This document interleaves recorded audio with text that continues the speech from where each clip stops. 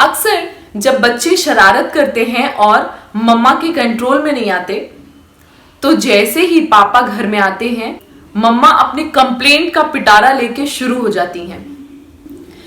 ये 5 घंटे से टीवी देख रहे थे, अभी आपको देख के शरीफ बन के पढ़ने बैठ गए हैं, लेकिन पिछले 5 घंटे से ये टीवी देख रहे थे।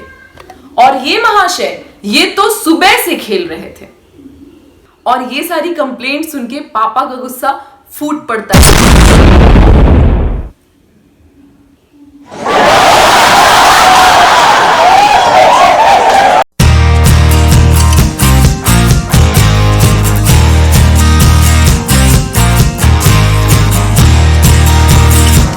Hey यार, this is Nidhi and you are watching Start Learning। अक्सर जब हम ऐसी बातें करते हैं कि वो 5 घंटे से टीवी देख रही थी, वो सुबह से खेल रहे थे, ऐसे जो भी सेंटेंसेस होते हैं उन्हें हम पास्ट परफेक्ट कॉन्टिन्यूअस टेंस कहते हैं। और ऐसे सेंटेंसेस हमारी रोज की बातचीत का एक इंपॉर्टेंट हिस्सा है। सो चलिए इस वीडियो में पास्ट परफेक्ट कॉन्टिन्यूअस टेंस को अच्छे से समझ लेते हैं। सबसे पहले जान लेते हैं कि हिंदी से अगर ट्रांसलेट करना हो तो हिंदी के सेंटेंसेस के एंड में अगर रहा था, रही थी, रहे थे, इस टाइप के वर्ड्स आते हैं तो उनका ट्रांसलेशन हम पास्ट परफेक्ट कॉन्टिन्यूअस में करेंगे। लेकिन रहा था, रही थी, रहे थे तो पास्ट कॉन्टिन्यूअस टेंस में भी आता था। तो कैसे पता चलेगा कि यहां पे पास्ट परफेक्ट कॉन्टिन्यूअस टेंस का यूज होने वाला है? यहां इन सेंटेंसेस में रहा था, रही थी, रहे थे तो रहेगा, उसके साथ टाइम और टाइम के साथ से का भी यूज किया रहता है। जैसे मैंने एग्जाम्पल जो पहले दिया था कि वो 5 घंटे से टीवी देख रही थी। 5 घंटे से पहले टाइम आया, टाइम के साथ से आया और उसके बाद टीवी देख रही थी। मींस यहां पास्ट में किसी कॉन्टिन्यूएशन की बात होती है और वो काम किसी टाइम कॉन्टिन्यूएशन में था, उस पूरे टाइम की बात करते हैं। और past perfect continuous tense and past continuous tense में ये भी डिफरेंस होता है। पास्ट कॉन्टिन्यूअस टेंस में हम was and were helping verb का यूज कर रहे थे, लेकिन पास्ट परफेक्ट कॉन्टिन्यूअस टेंस में हम हेल्पिंग वर्ब हैड और उसके साथ बिन का यूज करेंगे। मींस यहां हैड बिन का यूज होगा। So past perfect continuous tense में हम हेल्पिंग वर्ब हैड का यूज करने वाले हैं और हैड का यूज सारे सब्जेक्ट्स के साथ होगा। Means I, we, you, they, he, she, it and singular, plural सबके साथ हम हैड का ही यूज करेंगे। सो यहाँ पे हैड बिन का यूज होगा और सारे सब्जेक्ट्स के साथ होगा। प्रेजेंट परफेक्ट कॉन्टिन्यूअस टेंस और पास्ट परफेक्ट कॉन्टिन्यूअस में सिर्फ इतना ही डिफरेंस होता है कि वहां हिंदी के सेंटेंसेस में रहा है, रही है, रहे हैं था, और यहाँ सिर्फ रहा था, रही थी, रहे थे का यूज होता है। दूसरा कि वहां पे हम helping verb have been and has been का यूज करते हैं और पास्ट परफेक्ट कॉन्टिन्यूअस टेंस में हम हैड बीन का यूज करते हैं। सिर्फ इतना ही डिफरेंस होता है। बाकी सारे रूल्स जो भी प्रेजेंट परफेक्ट कॉन्टिन्यूअस टेंस में यूज हुए थे वो सारे ही यहां भी अप्लाई होते हैं। जैसे पास्ट परफेक्ट कॉन्टिन्यूअस टेंस में हम सिंस एंड फॉर का भी यूज करते हैं। सिंस एंड फॉर मैंने प्रेजेंट परफेक्ट कॉन्टिन्यूअस टेंस की वीडियो में बहुत अच्छे से एक्सप्लेन किया था कि हम सिंस एंड फॉर का यूज कहां करेंगे। सो यहाँ पे मैं उसको डिटेल में नहीं डिस्कस करूंगी, बस एक जनरल उसका यूज बताऊंगी। अगर सिंस एंड फॉर का कॉन्सेप्ट आपको अच्छे से समझना है, डिटेल में समझना है, तो मैं प्रेजेंट परफेक्ट कॉन्टिन्यूअस टेंस की वीडियो का लिंक अपने डिस्क्रिप्शन में दे दूंगी, आप वहां से वो वीडियो जाके देख सकते हैं। अब बात आती है कि इसमें वर्ब की कौन सी फॉर्म यूज होगी।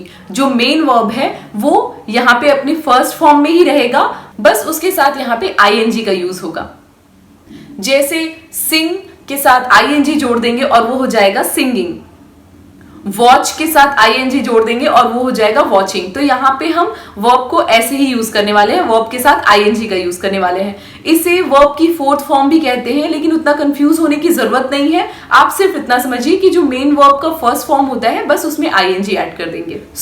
एक बेसिक इंफॉर्मेशन तो मैंने पास्ट परफेक्ट कॉन्टिन्यूअस टेंस के बारे में आपको दे दी है कि यहाँ पे टाइम के साथ से का यूज होता है, यहाँ पे रहा था, रही थी, रहे थे हिंदी में यूज होता है। दूसरा यहाँ पे हेल्पिंग वर्ब हैड बीन का यूज होता है और यहाँ पे सिंस एंड फॉर का यूज होता है और वर्ब अपने फर्स्ट फॉर्म में रहता है और उसके साथ आईएनजी का यूज होता है। सो चलिए अब जान लेते हैं सिंस एंड फॉर का यूज कहाँ पे होता है। इसको डिटेल में जैसा कि मैंने बताया डिस्कस नहीं करेंगे हम, लेकिन उसके बारे में थोड़ी इंफॉर्मेशन आपको मैं दे देती हूँ। फॉर का यूज हम ड्यूरेशन ऑफ टाइम को बताने के लिए करते हैं। मीन्स कि जहां पे भी हम 5 घंटे, 2 महीने, 3 साल, 4 साल, जहां पे भी हमने ड्यूरेशन को काउंट कर लिया और पूरा ड्यूरेशन बताया, वहां पे हम फॉर का यूज करते हैं। जहां ड्यूरेशन नहीं बताया, सिर्फ पॉइंट ऑफ टाइम की बात करते हैं, मतलब कोई भी काम कब शुरू हुआ था वो हमने बता दिया, पर पूरा कैलकुलेट करके नहीं बताया कि टाइम कितना हो चुका ये काम करते हुए या कितना टाइम हो चुका था, वहां पे हम सिंस का यूज करते हैं। जैसे फॉर एग्जाम्पल जब हम कहते हैं कि वो सुबह से खेल रहा था, तो सुबह से अभी तक कितना टाइम हुआ ये हमने सेंटेंस में नहीं बताया, हमने सिर्फ इतना बताया कि वो सुबह से खेल रहा था, वहां पे सिंस का यूज होगा। जहां पे हमने कह दिया कि 5 घंटे से टीवी देख रही है, तो हमने वहां पे कैलकुलेट करके बता दिया है कि वो 5 घंटे से टीवी देख रही है। सो जहां पे हमने कैलकुलेट कर लिया, ड्यूरेशन ऑफ टाइम बता दिया, वहां पे फॉर का यूज होगा।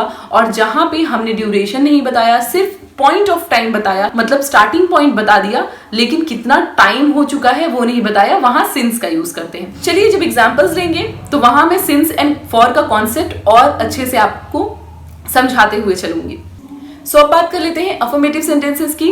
पास्ट परफेक्ट कॉन्टिन्यूअस टेंस में अफर्मेटिव सेंटेंसेस का स्ट्रक्चर क्या होता है?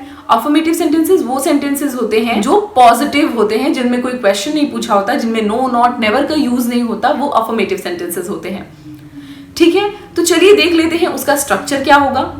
अफर्मेटिव सेंटेंसेस का स्ट्रक्चर होगा सब्जेक्ट प्लस हैड बीन। जैसा कि मैंने बताया था कि यहाँ पे हैड बीन का यूज होने वाला है, तो हैड रहेगा, हैड के साथ बीन रहेगा, बीन के बाद आएगा वर्ब अपने फर्स्ट फॉर्म में, वर्ब के फर्स्ट फॉर्म के साथ लगेगा आईएनजी, तो उसके बाद आएगा ING plus object plus since और फॉर। जो भी सेंटेंस है उस सेंटेंस में अगर पॉइंट ऑफ टाइम है तो सिंस का यूज होगा, अगर ड्यूरेशन ऑफ टाइम है तो फॉर का यूज होगा, प्लस उसके बाद आएगा टाइम। सो चलिए इसके कुछ एग्जांपल्स देख लेते हैं। तो मैं वही स्टार्टिंग वाला एग्जांपल लेती हूं जो मैंने शुरुआत में बताया था।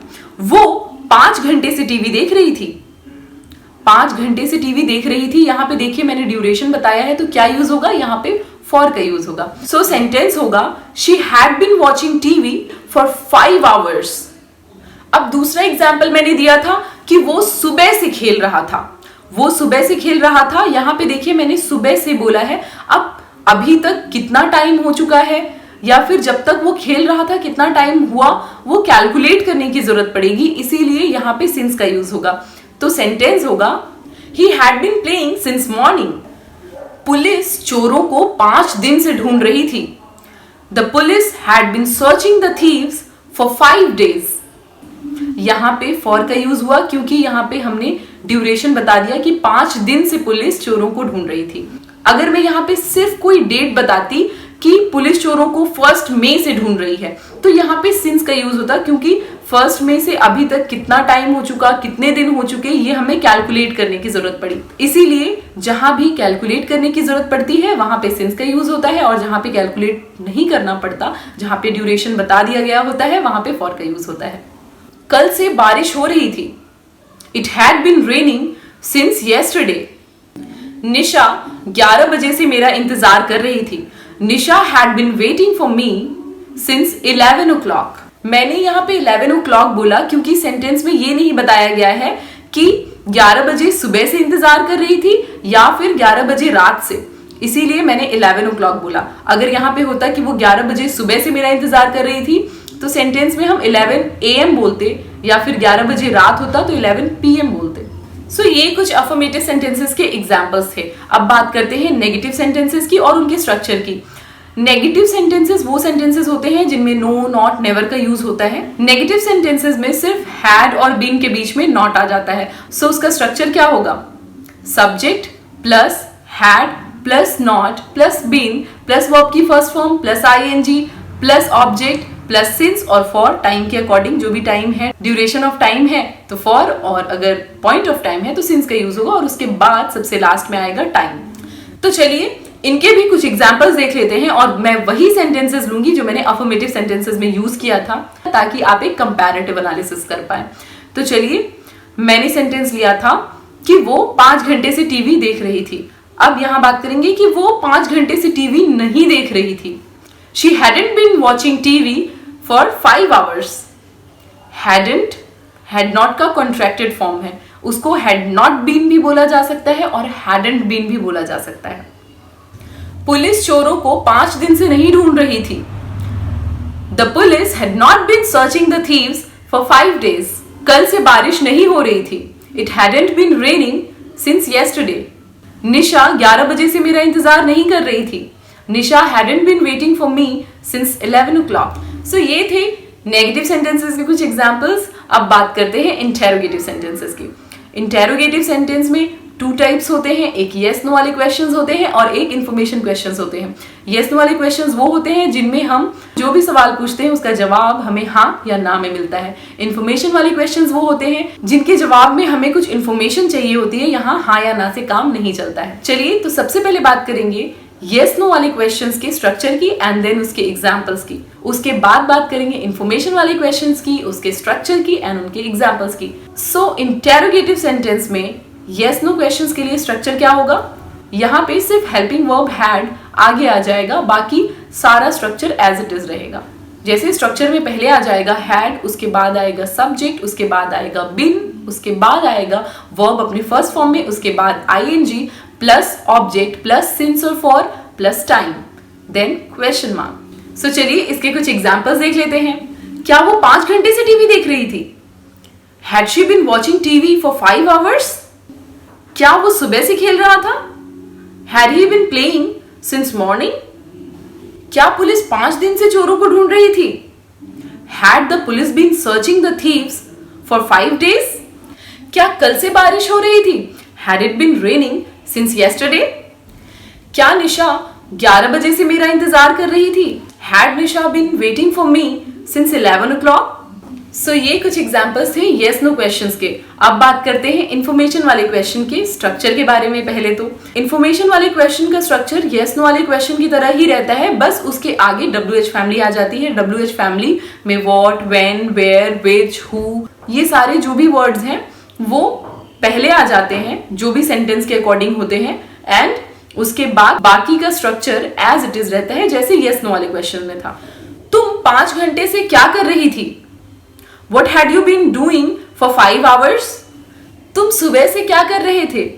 What had you been doing since morning? अगर मैं ये पूछती कि वो 4 घंटे से कहाँ खेल रहा था, तो सेंटेंस होता Where had he been playing for 4 hours? सो ये कुछ एग्जाम्पल्स थे इंटेरोगेटिव सेंटेंसेस में भी इंफॉर्मेशन वाले क्वेश्चंस के।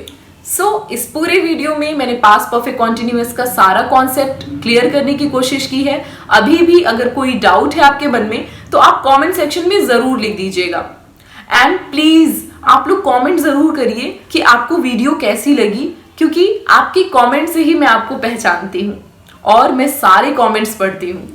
आप मुझे इंस्टाग्राम पे भी फॉलो कर सकते हैं। मेरा इंस्टा हैंडल है निधि सिंह 3004। और अगर ये वीडियो अच्छी लगी है तो इसे लाइक कर दीजिएगा। आप चैनल पे नए हैं तो इसे सब्सक्राइब करके बेल बटन दबा के ऑल पे जरूर प्रेस कर लीजिएगा, ताकि आने वाली सभी नई वीडियोस की नोटिफिकेशन आपको मिलती रहे। चलिए फिर मिलते हैं अपनी अगली वीडियो में। Till then keep learning, keep improving. Bye bye.